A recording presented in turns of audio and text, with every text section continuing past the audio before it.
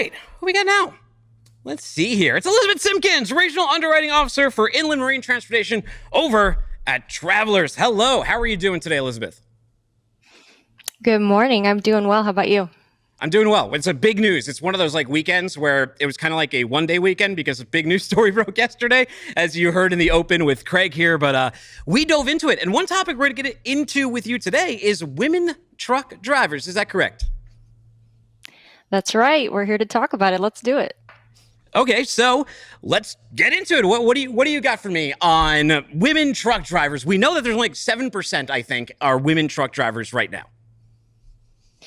Yeah. Actually, the number's a little higher. I'll tell you that in just a moment. But the reality, the bottom line is it's really no longer a boys' club. That's a false narrative that's getting thrown around, and we're trying to crush it.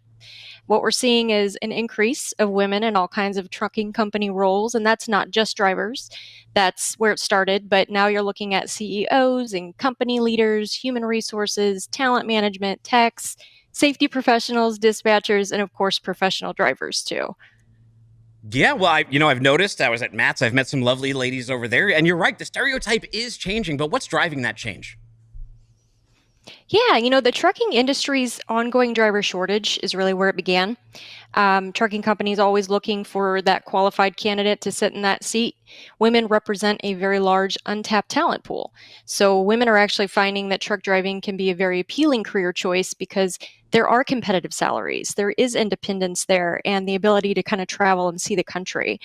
The movement's really growing in large part thanks to organizations like Women in Trucking Association. That's a nonprofit that has been around since 2007. Their mission is really threefold: encouraging the employment of women in trucking, advocating for truckers' needs, and building that community. They're spreading the word on gender diversity, and they're really highlighting what those careers look like to make sure that gets to the demographic. Quick numbers. So you mentioned what the driver pool looks like for females.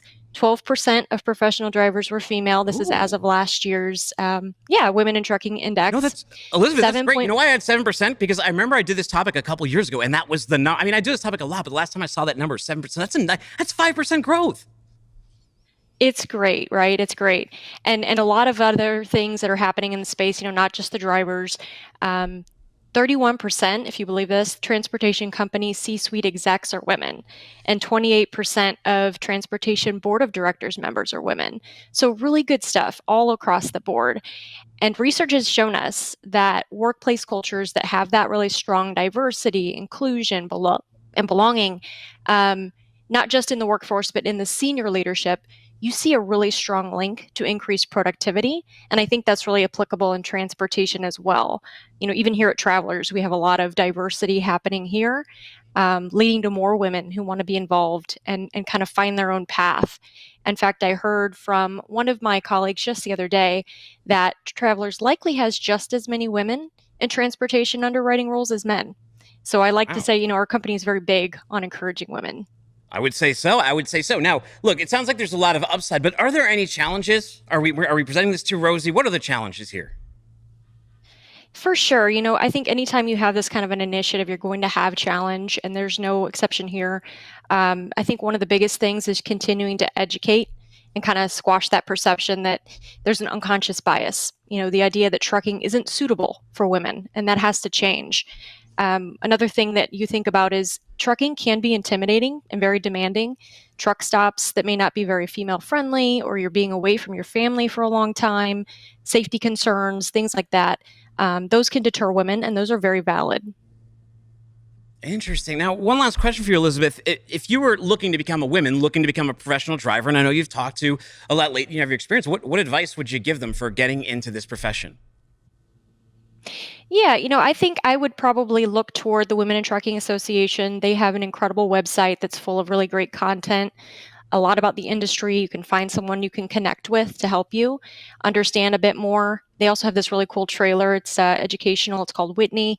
Travels around the country and can tell you more about what those opportunities look like. It's filled with modules, a test simulator. You can take a quiz and find out if trucking is a good fit for you. And local trucking associations are also a really good source of information to learn about the industry. Since they're local, you can find people in your community who can be sources of guidance for you. The best thing about this path, I think, in looking for a career is that you can really take it any direction that you want. And I think industry wide, people are starting to come together to help kind of bring down some of those barriers, so it's more accessible for women. Interesting. I forgot to ask you one thing. What are we doing to address some of those challenges that you've kind of alluded to? Yeah, I think again, it's the whole industry that really has to come together. A lot of organizations like Women in Trucking, the American Trucking Association, and even ATRI, American Transportation Research Institute, very good research and work on trying to find out what those challenges are, where we can make improvements. I think trucking companies have their own part to play in this. The mindset of diversity right at the start is so important. You have to have that kind of culture of respect that makes the community welcoming.